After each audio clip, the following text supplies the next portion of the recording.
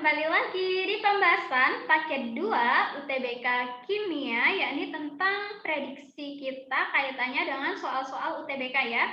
Kali ini kita udah sampai di soal nomor 18. Perhatikan reaksi di bawah ini.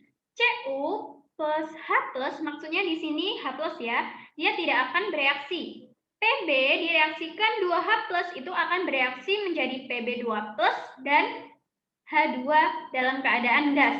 Kemudian Pb ketika dia direaksikan dengan H2O, dia tidak akan bereaksi.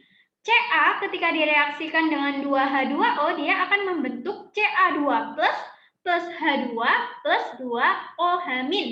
Berdasarkan reaksi di atas, urutan kereaktifan logam berdasarkan kemudahan teroksidasi adalah, nah kalau ada soal kayak gini, cukup mudah, kita analisis saja, nggak perlu waktu sampai lebih 20 detik. Kita lihat, dia yang tidak bereaksi, otomatis dia itu yang paling tidak reaktif. Nah, kita lihat, yang paling tidak bereaksi, yang banyak tidak bereaksi yang mana? Nah, Cu ini tidak bereaksi. Pb juga tidak bereaksi. Kemudian kita lihat lagi, antara Cu sama Pb itu lebih reaktif yang mana?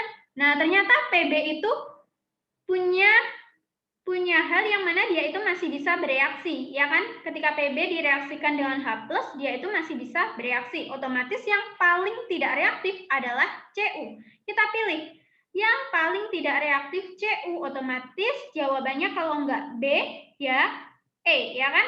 Yang A ini kita abaikan, yang C kita abaikan, yang D jelas ini kita abaikan. Kemudian kita lihat manakah yang paling reaktif. Nah, yang paling reaktif tentunya dia itu yang bisa bereaksi dengan air. Yang mana?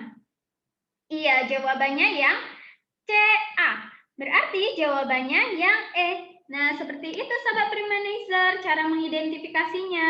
Mudah bukan? Di sini kita tidak perlu memerlukan waktu lebih dari 20 detik. Cukup kita lihat, kita analisis. Intinya yang tidak bereaksi, dia berarti tidak reaktif. Dan kalau dia tidak reaktif, jelas dia itu tidak mudah teroksidasi. Oke, kita see you di pembahasan berikutnya.